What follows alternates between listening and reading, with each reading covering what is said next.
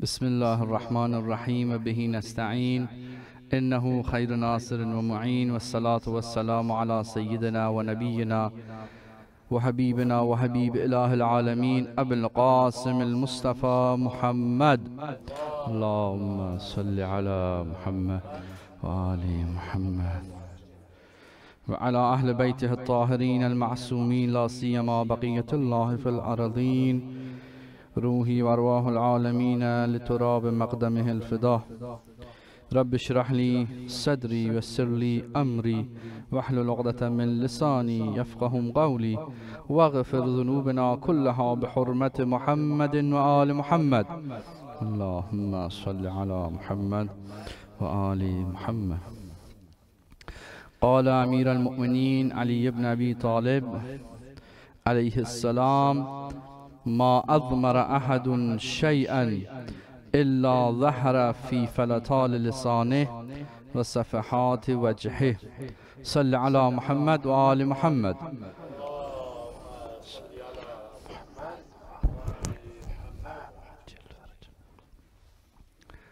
Mes condoléances à l'imam de notre temps, Imam Asr Sahib al-Zaman, et aussi à vous, mu'minin, mu'minat, pour le départ de Hazrat Ma'souma, la commémoration de l'anniversaire de départure de Hazrat Ma'souma salamullah alayha, excuse-moi, Hazrat Zainab salamullah alayha, qu'elle est un exemple de résistance, un exemple d'un vrai soldat de son imam, que pas juste pour les femmes, non, pour les hommes aussi, comment elle a enduré pendant l'événement de Karbala et transmis et protégé le message que Imam Hussein a donné son sang pour, et il a gardé sa patience pour qu'elle puisse protéger ce message d'Imam Hussein après le martyrdom d'Imam Hussein alayhi salam. Et cette femme, c'est un exemple pour nous tous. Est-ce qu'on peut juste arrêter l'écho?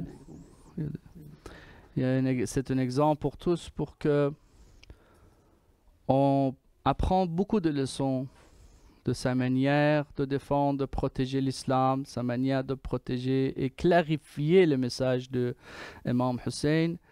Et Inch'Allah, on apprend beaucoup de choses de elle. Et ce soir, on va commencer à parler d'un des profonds messages d'Imam Ali alayhi salam. Et Inch'Allah, à la fin, on va le relier à un des messages que Hazrat Zainab salamullah alayha il nous a ils ont fait rapporter à nous de elle de Karbala. Inch'Allah, on va commencer et je demande à l'aide de Sahib al-Asr wa Zaman, Inch'Allah, que je peux délivrer et transmettre ce message. Bibarakat salawat ala Muhammad wa ali Muhammad.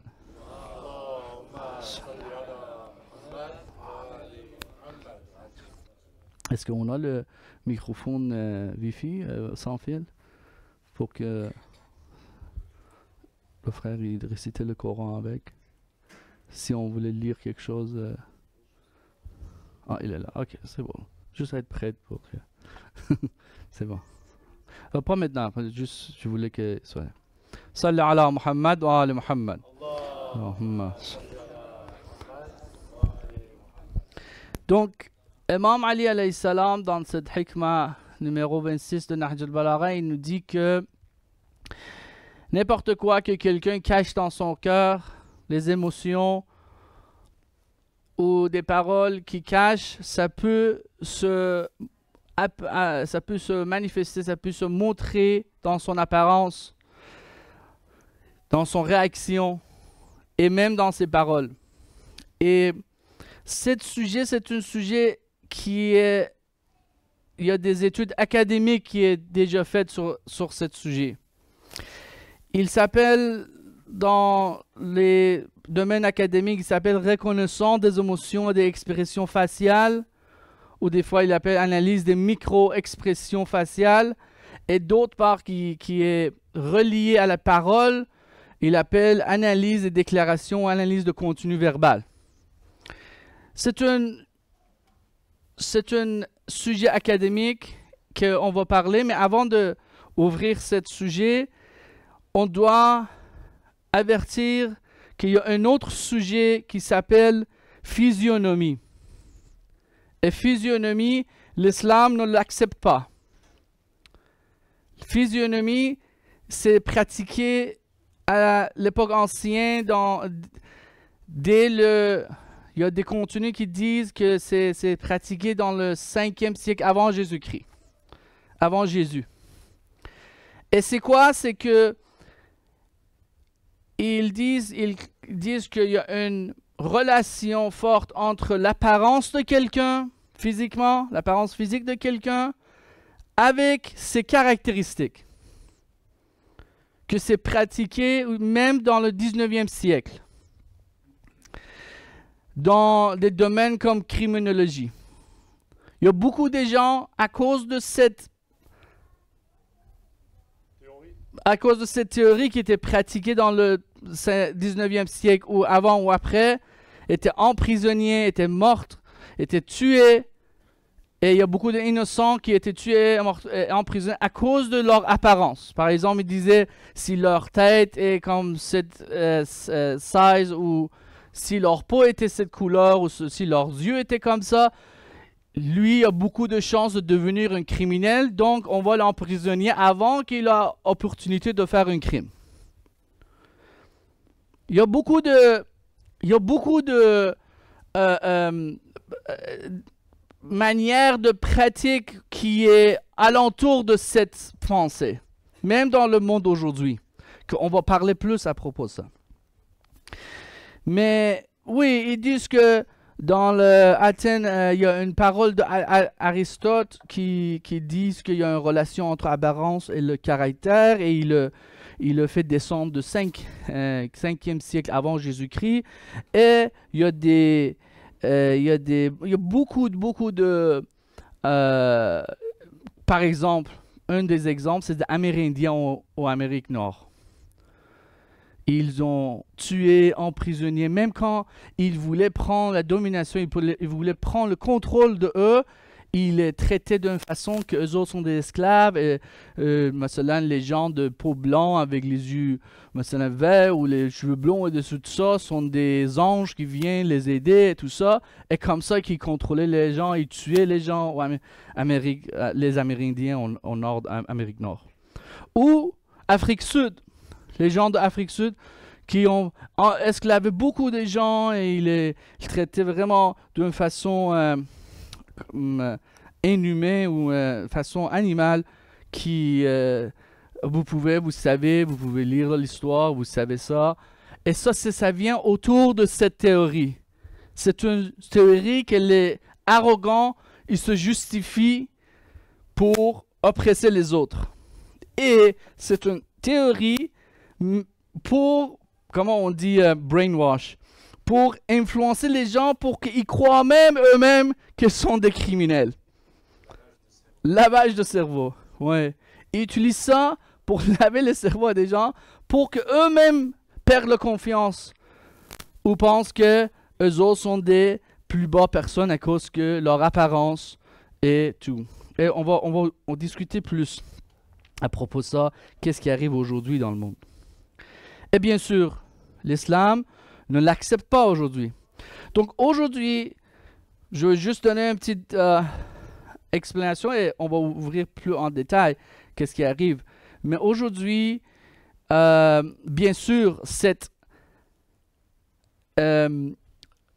façon de dire que quelle apparence c'est beau, c'est belle, c'est mieux, et quelle apparence il est pas accepté dans la société ou il est pas beau ou belle, ça nous met dans une situation que, par exemple, peut-être les femmes peuvent plus comprendre ça. Par exemple, une femme qui est avec un hijab, il est projeté, il est est moins valeur dans la société qu'une femme qui n'a pas de hijab. C'est ça qui le projette dans le média, avec beaucoup de photos, beaucoup d'images qui nous fait bombarder par les médias.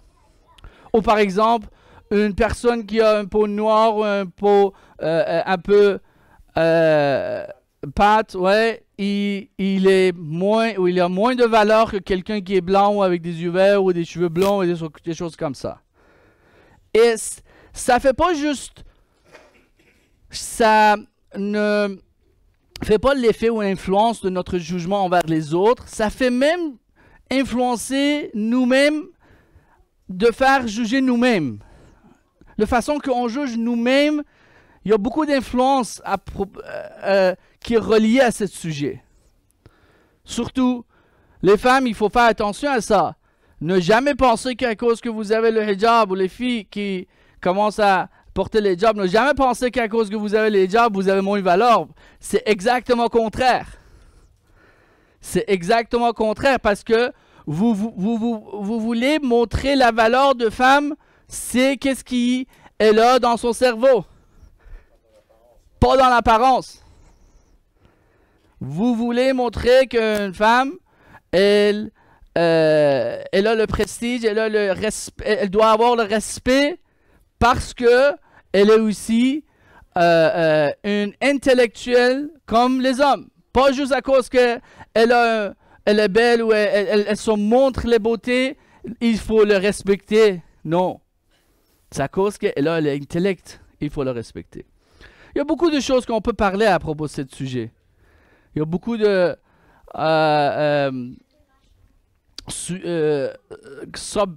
subtitles, like, les sous-titres qui peuvent s'ouvrir ici. Mais on va regarder que vraiment Coran, il dit ça, que il n'accepte pas ça parce que l'humain, il a le choix. Il a le choix, n'importe apparence qu'il a, il a le choix de choisir entre le chemin de la vérité ou le chemin de noirceur. Le verset de Coran, il y a beaucoup de versets, j'ai juste amené ces deux-là. On a donné le guide. On a envoyé le guide pour l'humain. Où il est reconnaissant, il prend le chemin d'être reconnaissant, le chemin de lumière et suivre notre guide. Ou il va être ignorant, il va aller dans le noirceur, il ne va pas suivre la guidance divine. Donc, il n'y a pas rapport avec l'apparence, c'est à propos de notre choix qu'on va devenir des humains qui sont en train de marcher vers le succès ou en train de marcher vers l'échec. L'échec, ouais. Wa surah Kahf, wa qul al-haqq min rabbik, faman sha'a falyu'min. Si quelqu'un peut lire les translations pour faire un petit changement là. Oui. Non, là, juste le deuxième. Allez-y. Allez. Et dit la vérité. Et dit la vérité. Ah, okay. Quiconque le veut, qu'il croit, quiconque le veut, qu'il mécroit. أحسن صلوا على محمد وآل محمد.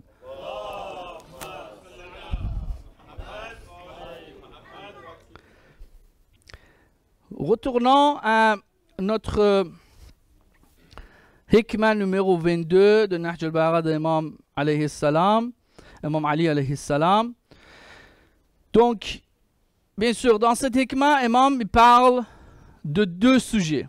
Un sujet, c'est la micro-expression faciale que les gens involontairement ils font des réactions par rapport à les émotions qui sont cachées dans eux, dans le cœur.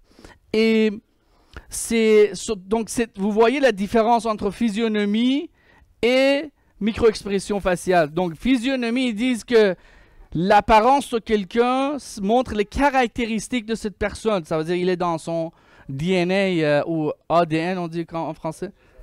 ADN. Et il ne peut pas se changer. Il va devenir un criminel ou il va devenir ça ou devenir ça à cause de son apparence. On n'accepte pas ça en islam.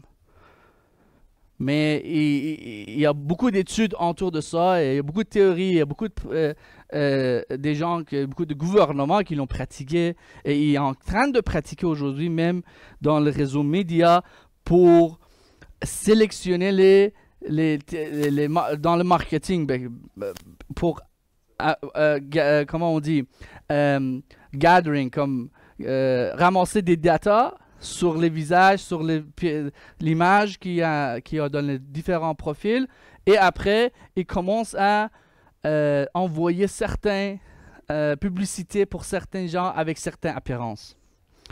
Donc, il y a encore cette chose-là qui est en pratique aujourd'hui. Donc, l'islam n'accepte pas ça. Qu'est-ce qu'Imam Ali dit ça? C'est quelque chose d'autre. Imam Ali il dit y a des expressions brèves, involontaires, que les gens ils ont suivi à les émotions qui sont cachées. Par exemple, vous êtes stressé, il y a un peu de comme en tremblement, ouais, comme que sa main ou ses yeux comme ils vont comme ça, des brèves expressions. Ou maintenant en criminologie, ils ont des machines on voit dans le film qui veut voir si la personne ment ou il dit la vérité. Il peut regarder avec les petits bougements de ses yeux qui est en train de dire la vérité. Il y a un stress quand il dit ça ou il n'y a pas. Tout ça, c'est des études c'est vrai, et Imam, il souligne ça. Donc, il peut identifier des signes de tromperie ou des émotions cachées. Et l'autre sujet qu'Imam est en train de parler, c'est le sujet de lisan, c'est le sujet de parole, des contenus verbaux. Bien sûr, même les parents, quand ils veulent interroger un enfant pour voir s'il dit la vérité, des fois, ils jouent avec les mots et involontairement, les enfants disent les choses que peut-être ils voulaient rester cachées dans leur cœur. Vous voyez, ça se fait même entre les familles, même ça se fait entre les gens. Peut-être les femmes connaissent plus les stratégies. Que si tu veux savoir à propos de quelque chose, si c'est arrivé, tu commences à interroger des autres sujets alentours et soudain tu vois que tu as l'information que tu veux. Donc, les paroles involontaires qui peuvent relever ou qui peuvent montrer les choses qui sont cachées. Je pense que c'est l'expertise, c'est côté les femmes. Une méthode d'interrogation, que c'est une étude académique, est en train de se pratiquer dans des méthodes plus professionnelles, dans les domaines de criminologie. Et même on a des autres hadiths et versets de Coran qui sont en train de parler de ça. Donc, par exemple, regardez le hadith. Imam Ali alayhi salam, dans une autre hikmah numéro 40, il dit لسان العاقل وراء قلبه وقلب الأحمق وراء لسانه. Si quelqu'un peut lire la translation, s'il vous plaît. Allez-y, pour faire un changement, oui. Masha'Allah. La langue du sage est derrière son cœur, tandis que le cœur du fou est derrière sa langue. Donc le cœur ou qalb, ici, ça se présente comme la source des émotions et des pensées. Donc ils disent que Imam alayhi salam, j'ai l'écrit là-bas, des significations de ça, c'est que l'imam il dit quelqu'un qui est aql, quelqu'un qui est intellectuel, quelqu'un qui étudie là, il pense avant de parler. Sa langue est à l'arrière de en arrière de son qalb. Ça veut dire, avant qu'il parle, il pense. Et il réfléchit, est-ce que j'ai dit les bonnes paroles? Mais le fou, l'idiote, ou quelqu'un qui n'est vraiment pas tout là, il n'est pas grossier encore, des enfants sont comme ça des fois, qui ne sont pas encore à un level intellectuel, ils disent des choses sans penser. Vous voyez, quand on veut parler, surtout les jeunes, il faut faire attention, ou même tout le monde, il faut faire attention, surtout les gens qui veulent être le représentant d'une communauté, des Ahl Bayt. Il faut vraiment faire attention à ça. Quand on veut parler, il ne faut pas juste analyser la parole. Oui, la parole doit être respectueuse envers les gens qu'on veut adresser, mais aussi il faut analyser la position. Quelle position je suis? Par exemple, c'est mon père. Je suis dans une position de respecter mon père. Je ne veux pas rigoler avec mon père comme je rigole avec mes amis. Ou je ne veux pas rigoler avec quelqu'un de non-mahram, quelqu'un qui n'est pas mahram.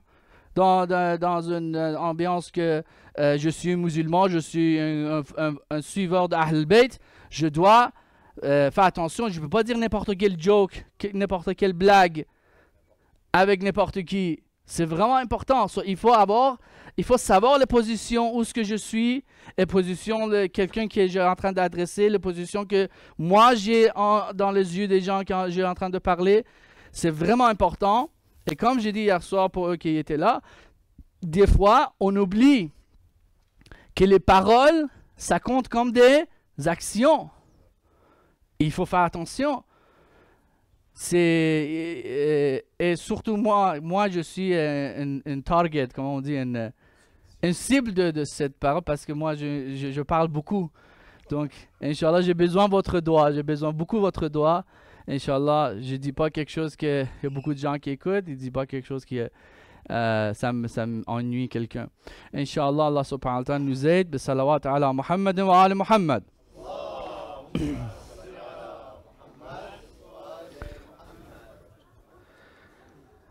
L'autre, c'est dans le surah Al-Imran, verset numéro 119. Que Allah subhanahu wa ta'ala, il nous envoie vraiment un message que ça peut être utile pour vous qui vous habitez ici. A'udhu billahi minash shaitanir rajim. Ha antum ha'ula'i tuhibbunahum wa la yuhibbunakum wal tu'minuna bil kitab kullih wa idha laqukum qalu amanna wa idha khalaw 'addu 'alaykumul anamila minal ghayz قل موتوا بغيظكم إن الله عليم بذات الصدور. Allez-y mon frère, si tu peux lire translation s'il vous plaît. Vous musulmans, vous les aimez alors qu'ils ne vous aiment pas, et vous avez foi dans le livre tout entier. Et lorsqu'ils vous rencontrent, ils disent nous croyons, et une fois seuls de rage contre vous, ils se mordent les bouts de doigts. Dit mourrez de votre rage. En vérité, Allah connaît bien fort le contenu des cœurs. Salli ala Muhammad wa ala Muhammad. Allahumma salli ala Muhammad wa ala Muhammad. Bien sûr, cette verset ne parle pas à propos les mustaz'afin, les gens opprimés. On est en train de parler avec eux qui sont des ennemis de l'islam. On est en train de parler avec eux qui, dans leur cœur, ont enmité contre l'islam et le musulman. Bien sûr, quand vous les rencontrez dans cette société ici, peut-être si vous le rencontrez dans une autre ambiance, c'est la guerre.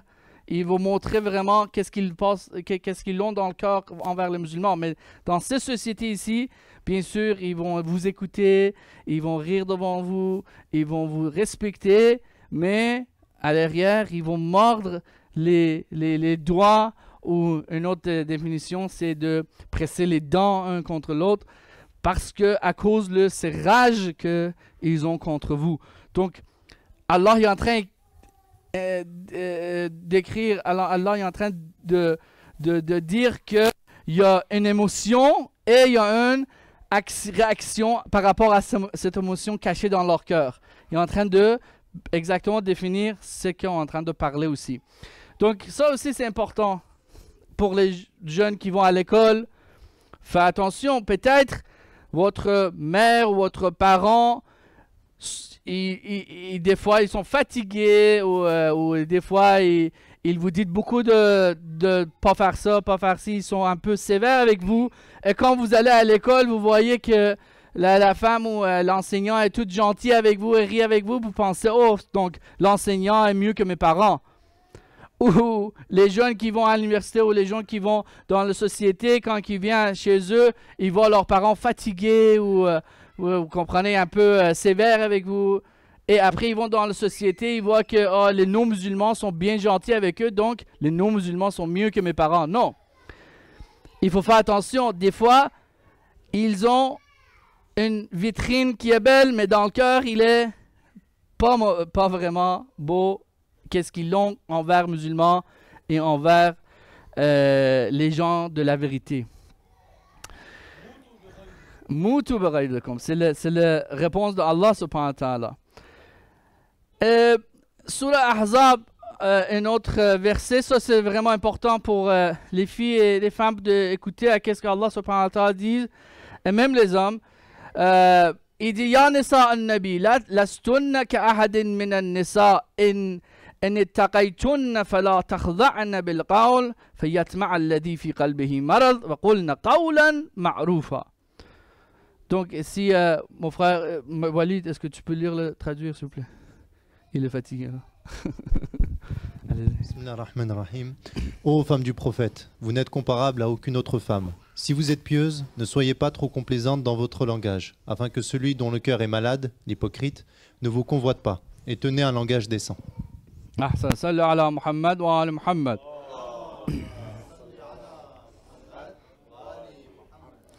Donc dans cette verset, c'est vrai qu'il dit ya nisa an-nabi, mais tous les scolaires, tous les étudiants, les savants, ils sont d'accord qu'il est en train de parler avec toutes les femmes croyantes. Toutes les femmes croyantes, ils ont la responsabilité de faire attention à la manière et les paroles, la façon qu'ils parlent devant les autres gens, devant les non-mahram, devant eux, qu'ils sont des étrangers ou des ne sont pas une partie de leur famille, elles ne sont pas en relation avec eux. Il faut faire attention de ne pas rigoler, de faire des jokes avec les non-mahram. Et ça, c'est pas pas bien pour une femme à une position que le hijab, qui se présente comme les représentants de Ahl Bayt dans son entourage. C'est pas une belle image d'une femme qu'elle veut comment on dit, advertiser l'islam pour les autres personnes alentour de elle dans la société. Et à la fin, le Coran il dit qawlan ma'rufa, utilise une manière bien respectée. Donc, on a le qawlan ma'rufa, c'est vraiment une règle générale. Qawlan ma'rufa, c'est une règle générale que tu devrais parler en respect avec les autres pour que les gens qui ont des maladies dans le cœur ne commencent pas à avoir des enmités ou prendre des décisions mauvaises envers toi. Ou ça, c'est pour tout le monde, là. Qawlan ma'rufa, c'est pour tout le monde, même les hommes. Il faut faire attention. Quand on est en train de parler avec les autres, même bien sûr avec une femme qui n'est pas mahram, il faut faire attention de parler en manière respectée et de ne pas parler d'une manière qui peut avoir des conséquences. Donc ça aussi, c'est à propos de paroles. Donc la parole aussi, des fois quand on ne pense pas avant de parler, il nous cause des problèmes. Des paroles involontaires. Donc ça c'est les choses que on peut dire à propos, qu'est-ce que Imam Ali a dit, et on va aller un peu plus en depth, on peut aller un peu plus loin, et on va regarder les choses qui se passent aujourd'hui, Inch'Allah, avec le salawat ala Muhammad wa ala Muhammad.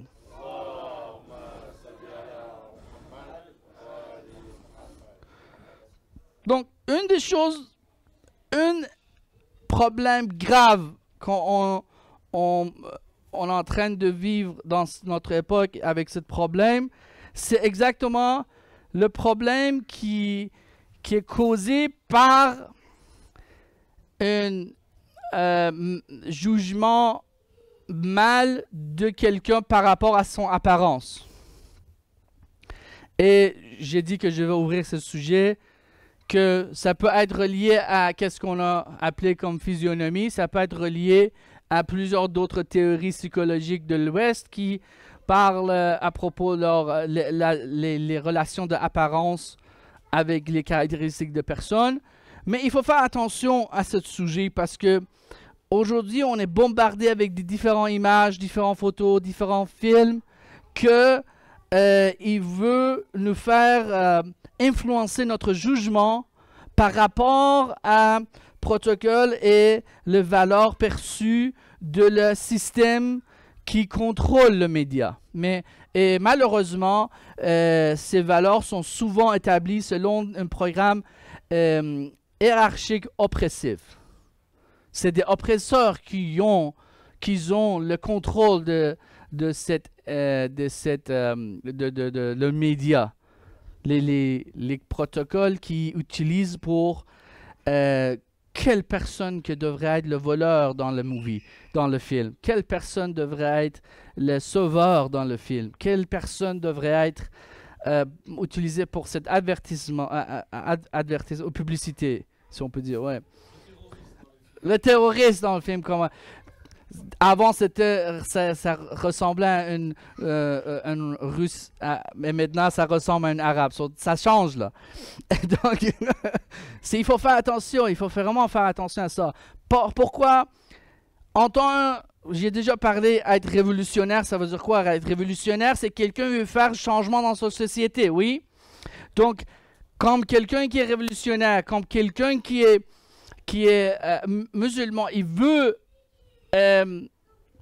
publier le message de l'islam, il faut faire attention à ça. Des fois, on a peur de dire la vérité, on a peur d'ouvrir le dialogue à propos de l'islam, à propos des choses qu'on pratique dans notre vie comme musulman, à cause de l'apparence de notre adressé, à cause de l'apparence de quelqu'un on parle. Et ça, c'est pas juste entre nous, les musulmans, et l'autre. C'est dans la société générale. Les gens, ils ont peur de parler un à l'autre à cause qu'ils jugent beaucoup par apparence. Il y a des gens qui ont ils ont peur de parler avec les femmes et les hommes musulmans parce qu'ils ont peur de leur apparence. Ou même s'il n'est pas musulman, il a juste une apparence de l'Est et il a peur de le parler parce que il y a des jugements qui sont en train de circuler dans son cerveau. Donc ça, c'est important pour nous qu'on doit faire réfléchir de ne pas tomber dans une trappe, dans les mensonges des ennemis et de ce système qui crée cette dispersion, cette fitna entre les humains en général. Donc, j'ai dit que c'est malheureusement selon un programme hiérarchique oppressif et également un impact significatif sur le jugement de nous-mêmes. Il y a beaucoup de fois qu'on voit les jeunes, les filles et les garçons de jeune âge entre les communautés musulmanes qui ne sont pas confortables de se présenter comme musulmans. Ou les filles, ils ne sont pas confortables de porter les hijabs. À cause de quoi? À cause exactement ce phénomène d'être bombardé avec des images ils ont ciblé les musulmans de présenter eux comme des gens sauvages ou comme des gens qui sont malades ou comme des gens anormaux. Donc, il faut faire attention à ça. Ça, c'est pas... Si on veut vraiment penser... Parce que l'autre fois, j'ai parlé avec des parents qui viennent me dire... Par exemple, il y a juste un parent qui, quelques jours, il m'a dit que ma fille ne veut plus porter son hijab et plus être musulman. Elle me dit, je ne veux pas être musulman parce que je ne me sens pas bien. Des choses comme ça, ça peut arriver, mais il faut regarder les sources. Pourquoi tu ne te sens pas bien? Et pourquoi tu penses que c'est pas beau ou c'est pas belle de façon de porter les hijab? Est-ce que tu peux regarder les sources que tu es en train de mettre du temps et passer ton temps avec? Est-ce que tu passes ton temps en regardant les films ou des images ou des clips qui est produit par les non-musulmans et les Ouest et le Hollywood et les ennemis de l'islam, ou tu passes ton temps en regardant des films et des images qui sont produits par les musulmans, par les gens qui veulent publier la vérité. C'est comme ça. Si vous voulez protéger vos émotions, si vous voulez vraiment se sentir bien, se sentir en confiance, surtout les jeunes, on parle, les parents doivent faire attention à qu'est-ce que les gens leurs fils et leurs garçons, regarde, c'est vraiment important. Regardez ça, on va faire une test. Est-ce que on peut l'arrêter pour quelques minutes?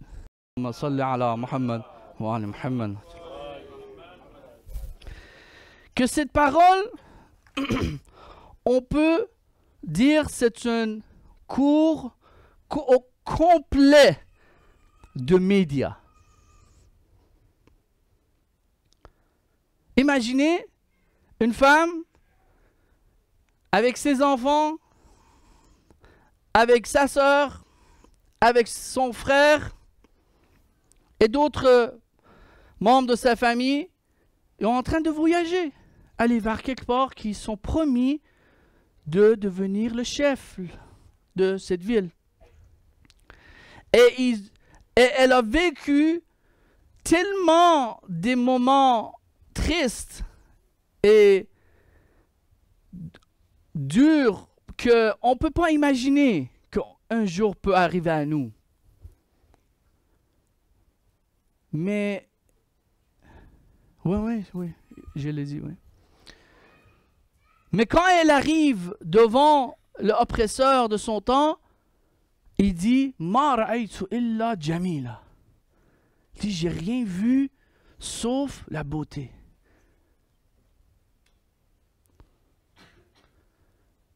Et ça fait brûler l'oppresseur. Parce que qu'est-ce qui fait l'oppresseur? Qu'est-ce qui fait Satan? Satan veut dire, regarde l'argent, regarde ses beautés, regarde l'édifice, regarde ses voitures, regarde ses maisons, regarde cette richesse. Si tu veux ça, il faut que tu prends ce chemin. Et si tu prends le chemin de vérité, tu vas être expulsé de ton travail, tu vas être expulsé d'ici, tu ne vas pas avoir l'argent, tu ne vas pas avoir ci, tu ne vas pas avoir ça. Mais plus pire, il va créer des images que les gens de la vérité, ils sont partis dans un chemin qui avait tellement de tristesse, tellement de difficultés. Regardez maintenant, est-ce que Karbala, c'est difficile à croire quand on voit qu'est-ce qui se passe au Palestine? Plus que 11 000 Ali Asghar, ils sont fait tuer. Est-ce qu'on ne peut pas croire qu'Ali Asghar a été tué dans le Karbala maintenant? Des mères, des tantes, des oncles qui sont tués, pas justement avec les bombes, des fois à cause qu'ils sont emprisonnés ou ils sont bloqués dans les terres à cause de bouleversement dans les décombres, à cause de destruction de l'édifice sur leur cœur, des jours et des jours sans repas, sans l'eau, ils sont morts à cause de qu'ils ne pouvaient pas les sortir en dessous de destruction de l'édifice. Il y a plus que 25 000 ou 30 000 qui sont en train de donner les statistiques. C'est plus de ça, les gens qui ont morts à cause des maladies qu'ils ont en train de vécu, en train de avoir dans les circonstances qu'ils vivent là-bas. Beaucoup plus d'enfants qui ont mort, mais à cause de la maladie, à cause qu'ils n'ont pas fait sortir en dessous de la terre, tout ça. Comment on appelle ça? Des décombres?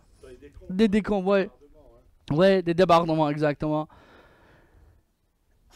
11 000 enfants. OK. Est-ce que si Hazrat Zainab, salamullah alayha, aujourd'hui, elle regardait ça, qu'est-ce qu'elle disait?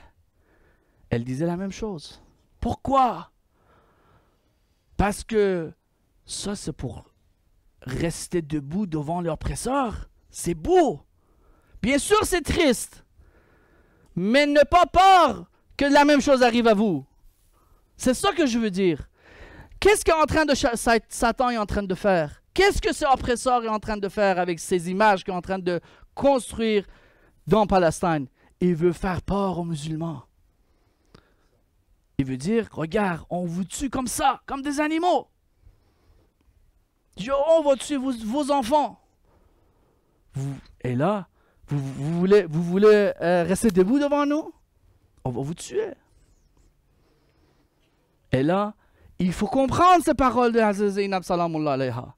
Si on ne regarde pas comme ça, on va tomber dans le piège des oppresseurs. Si on ne regarde pas qu'est-ce qui se passe au Palestine comme une belle image de humanité qui est en train de rester debout devant les oppresseurs et les oppressions, on va tomber sur le piège de peur. Oh, j'ai peur. J'ai peur de faire ci parce que les oppresseurs, ils vont me tuer, ils vont faire ça, ils vont faire ci. Je perds mon job, je perds ça, je perds ci. Je veux pas avoir aller dans cette, par exemple, comment on dit le rally, dans cette démonstration, manifestation à cause que je veux pas que, regardez, je veux pas que mon image soit prise et après peut-être je vais perdre mon job. Non, non, non. C'est exactement cette pensée et cette émotion que les arrogants et les oppresseurs veulent qui rentrent dans votre cœur. C'est exactement ce peur-là que Yazid, la'natullah alayhi, voulait que Hazrat Zainab dit que, oh, t'as tué toute ma famille, moi j'ai peur, please, s'il vous plaît, ne fais rien à moi. Non, elle n'a pas dit ça, elle a dit, ma ra'aytullah jamila. J'ai vu toute la beauté, pourquoi? Parce que c'est beau de voir Imam Hussein se faire tuer comme ça. Pourquoi c'est beau? Parce que c'est pour Allah, c'est pour la vérité. C'est pour rester debout devant l'oppresseur et protéger le plan divin. C'est la même chose qui arrive aujourd'hui. Si les musulmans, ils interprètent qu'est-ce qui se passe maintenant dans cette ère, dans cette époque, entre le batil et haq, entre la fausse et la vérité aujourd'hui, et ils interprètent d'une façon que, regardez, ils vont tuer tout le monde, ils sont trop forts, on va perdre. On va perdre l'opportunité pour préparer le terrain pour les réapparitions de notre imam. Muhammad wa Allahumma salli ala Muhammad wa ali Muhammad.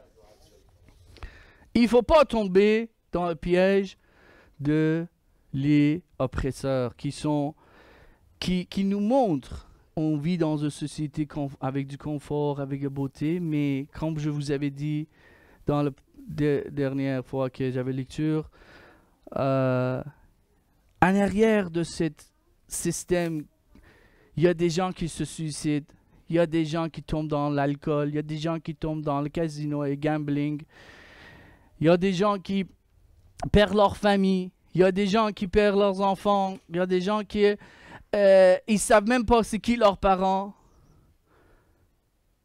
Il y a des gens qui se trouvent tout seuls, non amour, il n'y a rien il y a personne qui peut les prendre dans le bras et écouter à leurs paroles, à leurs ennuis. C'est des gens comme ça, en arrière de cette belle image, cette belle vitrine que vous voyez dans l'Ouest. C'est tout plein de problèmes. Mais il faut faire attention. Si on vit dans une ville avec du confort, avec des facilités, avec technologie de jour, il faut faire attention que ce confort, on ne soit pas attaché à ce confort. Ce confort, il ne devient pas quelque chose qui nous fait de devenir dépendant à ça. Ce confort, c'est une opportunité d'utiliser, de devenir chacun de nous une lumière de guidance dans la société. Vous avez une prophétie, comme je dis l'autre fois, quand on entend des amoureux de Ahl al-Bayt, on entend en étant les gens qui veulent suivre la vérité, en étant les gens qui viennent dans un majlis de Hazrat Zainab pour montrer leur respect à cette personne. En étant cette personne, vous avez une prophétie. Et cette prophétie, c'est exactement de montrer le chemin de la vérité à les autres personnes. Bien sûr, on doit prendre des stratégies intellectuelles, sages et bien planifiées. Inch'Allah, Allah subhanahu wa ta'ala nous aide d'être parmi les gens qui satisfait le cœur de notre imam et aussi à être les gens qui prennent le même chemin de Hazrat Zainab salamullah alayha. Allahumma salli ala Muhammad wa ala Muhammad. On demande à Allah subhanahu wa ta'ala d'accepter ce majlis et illumine notre cœur avec la lumière de guidance et forcer notre relation avec les versets de Coran et narration de Ahl al-Bayt alayhimus salam. Et on demande à Allah subhanahu wa ta'ala de protéger nos enfants, nos familles et aussi de nous permettre d'être des lumières de guidance dans notre société. On demande à Allah subhanahu wa ta'ala de partager les récompenses de cette majlis avec les membres de famille qui sont des parties de ce monde et aussi avec les shuhada de l'islam, avec les ulama, les savants de l'islam, surtout Imam Khomeini rahmatullah alayh. On demande qu'ils partagent cette les récompenses de ces majlis avec eux. ببركة الصلوات على محمد وآل محمد. Allahumma salli ala Muhammad wa ali Muhammad. Inch'Allah, on récite aussi le Surah Fatiha pour les membres de famille des gens qui sont ici et sont partis de ce monde, et aussi pour les ulama et shuhada. Inch'Allah, accompagné de salawat ala Muhammad wa ali Muhammad. Allahumma salli ala Muhammad وآل محمد. بسم الله الرحمن الرحيم. الحمد لله رب العالمين الرحمن الرحيم مالك يوم الدين إياك نعبد وإياك نستعين اهدنا الصراط المستقيم صراط بسم الله الرحمن الرحيم.